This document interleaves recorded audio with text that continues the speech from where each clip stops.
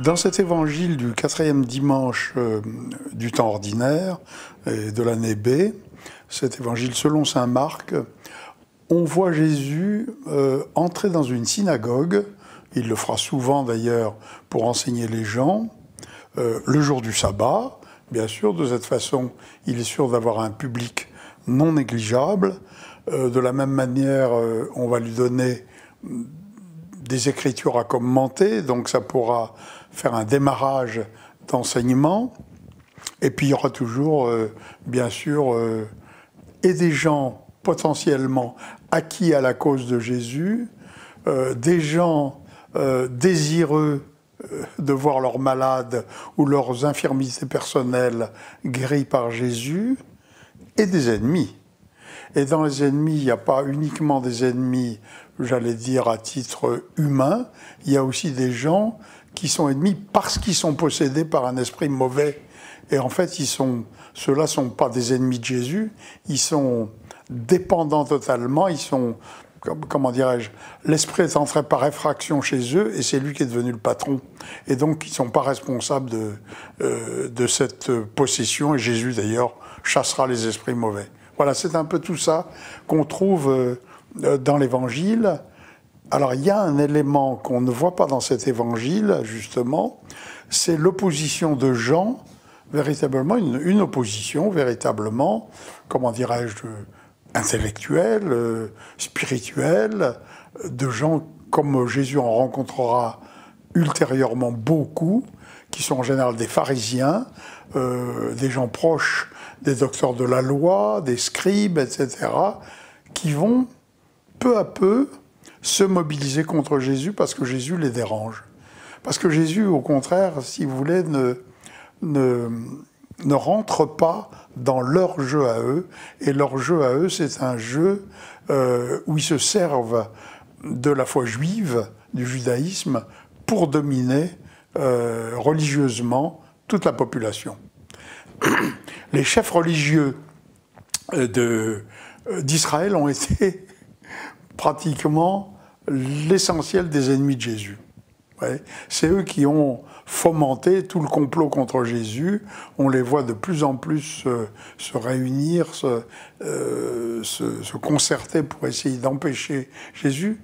L'avantage dans ce texte de Valtorta, enfin dans les textes de Valtorta qui correspondent à cet évangile de saint Marc, c'est qu'on voit véritablement un des premiers de cette, j'allais dire, clan des pharisiens, des scribes, etc., qui va montrer son hostilité à Jésus, qui va essayer d'argumenter devant lui pour montrer que c'est lui qui a raison et non pas Jésus.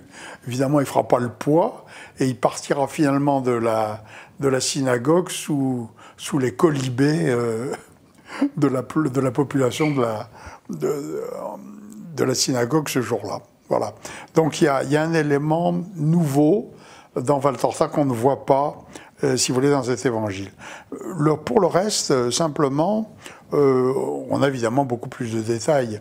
Quand on dit, quand l'évangile nous dit il enseignait et on était frappé par son enseignement, car il enseignait en homme qui a autorité, ça c'est très très bien décrit dans le texte de Valtorta. Jésus a immédiatement une autorité très grande. Il a la connaissance, bien sûr, parfaite des Écritures, beaucoup plus profonde que celle des gens qui font théoriquement autorité ou profession d'être les interprètes officiels de l'Écriture sainte. Lui, l'Écriture sainte, il en est à l'origine, donc il la possède effectivement d'une façon totalement incomparable, et avec toute sa valeur spirituelle, vous voyez, cette valeur totale d'évangélisation. Voilà, alors ça, c'est évidemment très souligné par Valtorta. Le fait qu'il est capable de chasser les esprits impurs, on le voit déjà très bien dans l'Évangile, mais évidemment, il y a des détails qui sont donnés dans Valtorta qui sont extrêmement, j'allais dire, précis, beaucoup plus précis sur le comportement, par exemple, de ce pauvre homme qui est possédé. Si vous voulez, on voit la description extrêmement fine qui est faite dans Valtorta. Et puis, le fait que Jésus, déjà, a une renommée importante à cause de ses miracles, de ses guérisons, de ses expulsions d'esprits mauvais. L'Évangile le dit, mais dans Valtorta, si vous voulez, il y a toutes sortes d'exemples. Par contre, vraiment l'élément nouveau, là je l'ai déjà dit, mais je crois qu'il faut le répéter, c'est cette première controverse, vous voyez, avec un pharisien, un homme, nous dit Valtorta, richement habillé. Les pharisiens, vous voyez, avaient des vêtements somptueux, donc ça nous permet de le situer en termes de classe sociale, parce que la description qu'en fait Valtorta correspond à d'autres descriptions de l'Évangile lui-même qui montrent bien que les pharisiens vivaient sur un, comment dirais-je, dans un standing qui était un standing de gens qui ne se prennent pas pour... j'allais dire pour rien, qui sont persuadés d'être les saints d'Israël. Vous voyez. Alors c'est très curieux cette confusion d'esprit qu'il y a et qu'on va voir tout au long de l'Évangile, mais qui sera alors dénoncée dans Valtorta d'une façon extrêmement permanente et précise.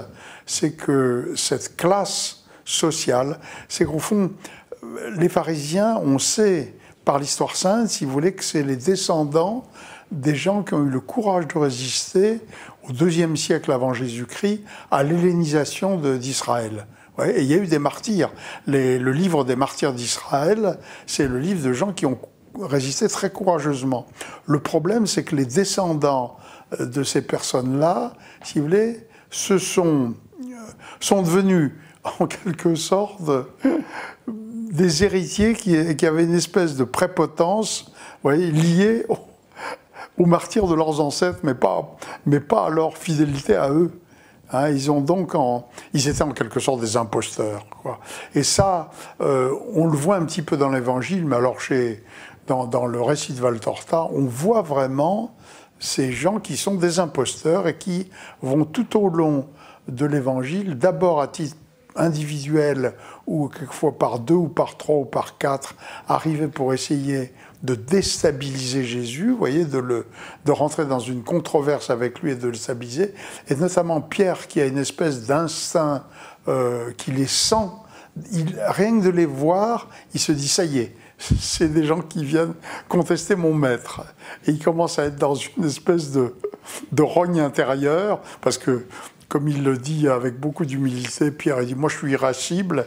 Oui, il était irascible, c'est-à-dire qu'il piquait une sainte colère assez facilement, et là, il ne pouvait pas supporter ce genre de personnes. Et bien, dans cet évangile du 4e dimanche, c'est la première fois que dans les pages correspondantes de Valtorta, on voit apparaître ces personnages, vous voyez, qu'on verra après ça sans arrêt, que l'Évangile nous dira les pharisiens, les scribes, les docteurs de la loi, en général richement habillés, prétendant avoir un monopole de la connaissance de l'Écriture sainte, etc., et qui vont essayer de se servir de cette culture qu'ils ont, mal digérée, pour attaquer en permanence le Christ.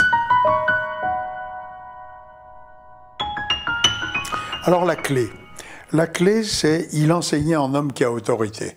Je crois que c'est la clé de cet évangile et de tout ce qui est dit dans Valtorta de la même manière, c'est il y a un caractère complètement nouveau, ouais, dans l'enseignement de Jésus par rapport à tous les gens qui ont été des prophètes, des enseignants, des scribes, des pharisiens, des docteurs de la loi, etc.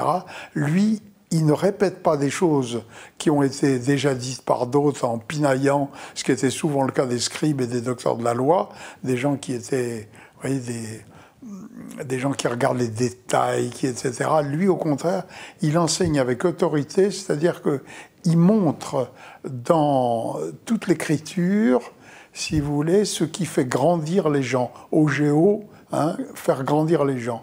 Il parle avec autorité, et cette autorité, c'est quelque chose qui fait grandir les gens. Ouais, Jésus est venu pour faire grandir l'humanité. Et tout au long de son séjour de 3 ans et demi, c'est son principal souci, faire grandir les personnes de façon à lancer son Église.